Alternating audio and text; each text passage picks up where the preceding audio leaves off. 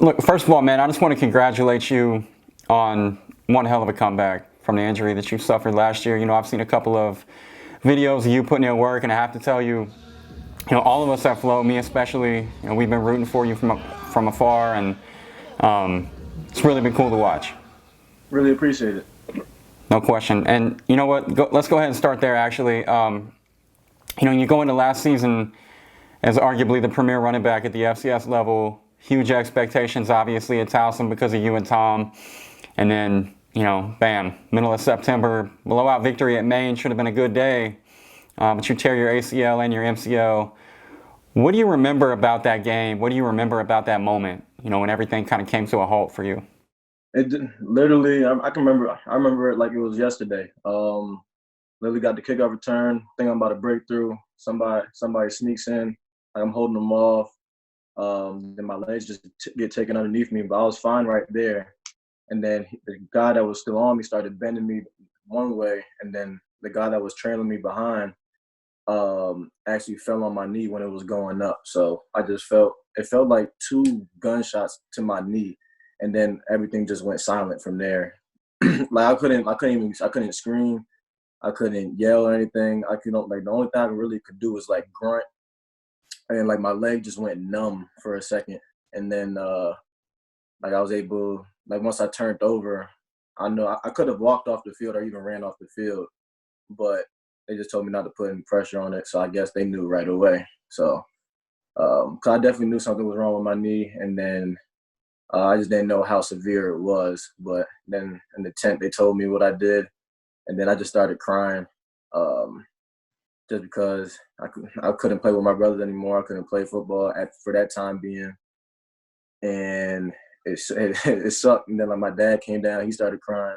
Then I remember I just stopped crying out of nowhere, and I said, "I'll be back."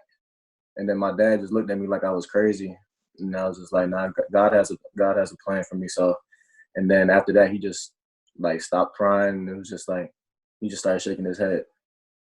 And that's how the journey began. After that, I think most people would have been beyond devastated in that situation. Um, and obviously, maybe in the moment, like you said, for a second, you allowed yourself to go there, but just a couple of days later, you were letting all the rest of us know what you had told your dad, which was, God has a plan for me, and you said, I think you said, this is just a little adversity. And I would love to know, what was it that allowed you to gain that kind of perspective so quickly? um, truly, it's just been through all the adversity I've been through in my life, either from like two of my best friends dying at a young age in high school, injuries. Obviously, everybody has problems of their own, like with family and stuff like that. But just truly, just having a positive mindset, just because I know from what I heard at that time that this injury is all mental, and if you're gonna be negative about it, you're gonna really suffer in this process. And um, I was positive the whole time. I said I'm gonna be back. I try to give myself a time slot because they get the injury timeline is 10 months to a year for ACL, MCL, and I obviously got cleared this month. This obviously be 10 months. 10 months and some change now, but to me, since obviously this whole COVID stuff happening, I was obviously home and I couldn't see a doctor, but I felt 100% around 8.5 months. Wow. Take me inside that rehab. From that, I mean, I know, I never did tear either of those ligaments, but from everyone I've ever spoken to who suffered that injury, the grind, the pain of the rehab is really the thing um, that marks the whole thing for them. It's like that being even worse than the initial tear. So take me inside that. Give me your perspective on that. Shoot, I'll start from the beginning. Obviously, getting the surgery, you want to get your movement right away. So after surgery, basically the next day I was in rehab, and I was able to bend my knee about 15, 20 degrees, like by myself without anybody touching me. So that was a start, and that just gave me more motivation, like just keep going, keep going. I wanted to finish like every time they gave me a time, like a timeline to do things, I wanted to beat it. Like I wanted to be like a week early or a day early even, and that's what I did. I got off crutches in like 2 weeks. I got out the brace in 3, and I was actually cutting around like light cutting around 2.5 months, 3 months, and then I started running around 4, like 4ish. I think in February when we had like little runs outside. Obviously we had like the GPS trackers on us, and I actually ran 20 miles per hour at like 5 months. So it's definitely a blessing, and probably one of the toughest things was actually going around the bike for me. That was just so frustrating because it really hurt, but I had to push myself past it. Like I had to just keep telling myself pain is temporary, pain is temporary, and just keep a positive outlook on stuff, because obviously I had other guys with me going through the process on my team, and they've never had an injury like that before. And obviously nobody ever tore their knee up. So I know from my experience from injuries, you just have to be positive. So I wanted to shed light on them, like saying like, yo, you got this, just keep a positive mindset.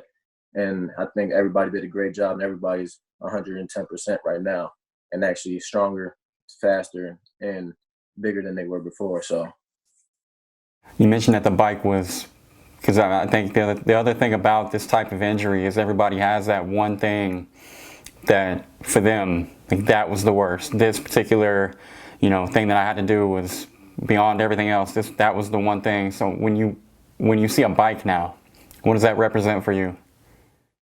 it's just something I can look at and just like, yeah, I did that. And actually that, and when they had to pull my leg to my butt, those were definitely the two worst ones.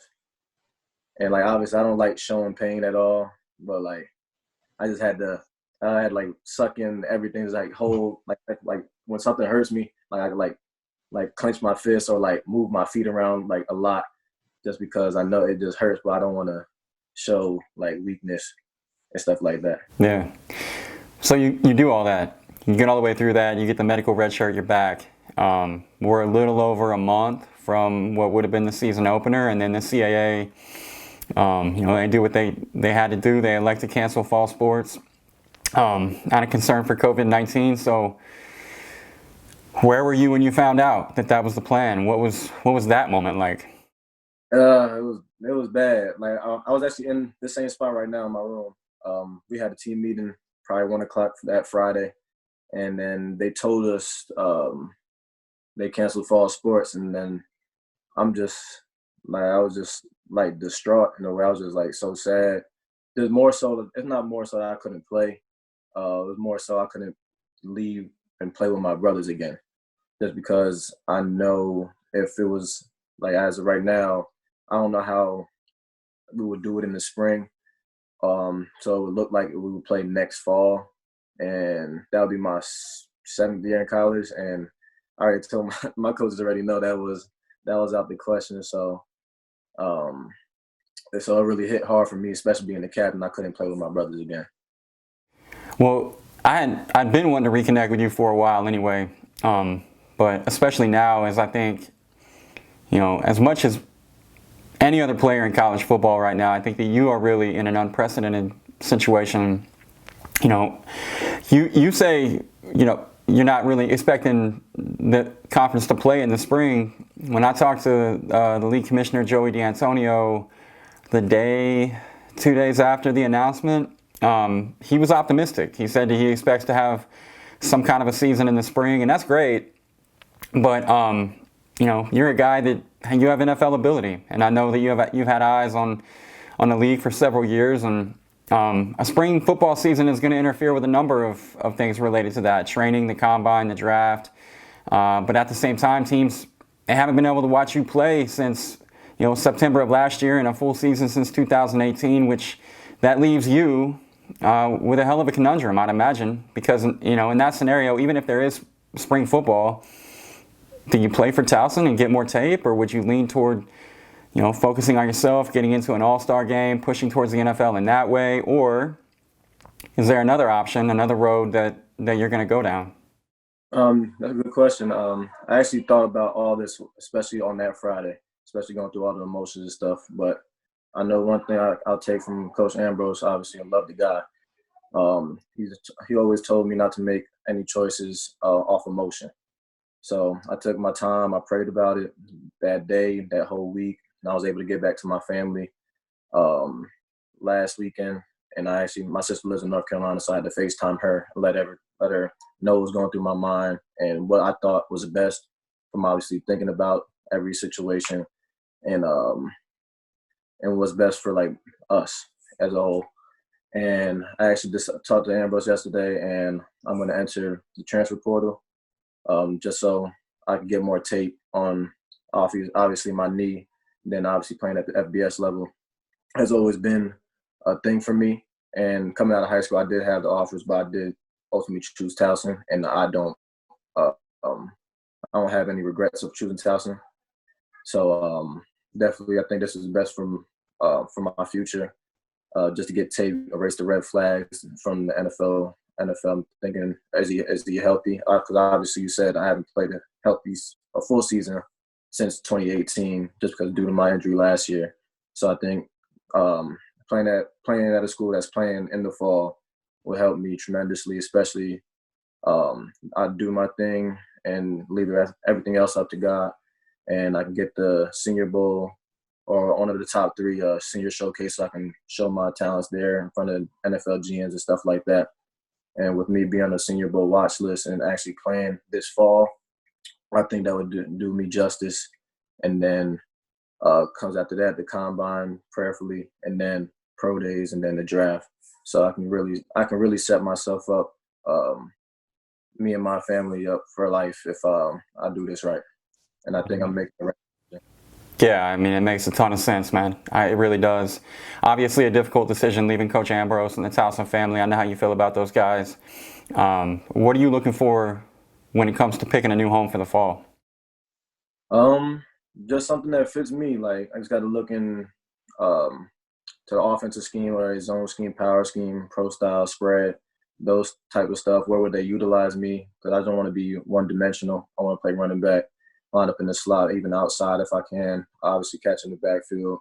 Obviously, I still want to do punt return, kick return, just to show how versatile I can be at the FCS level and the FBS level.